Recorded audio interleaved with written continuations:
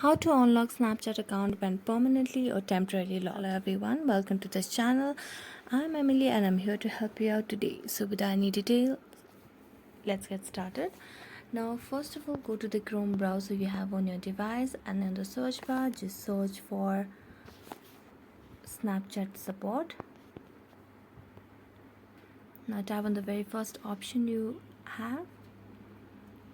Now scroll down and you can see the option of my account is locked. Tap on that. Now you need to tap on expand, so I'm going to select on second option of my account was locked. Then you need to select on this option of here, tap on that. After that it will lead you to a new page where you need to just log in, and you can see different options of unblocking your account. Here you will see the option of unlock my account. Tap on unlock and then your account will be unlocked.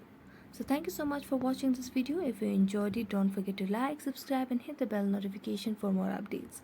That's it for today, and see you next time.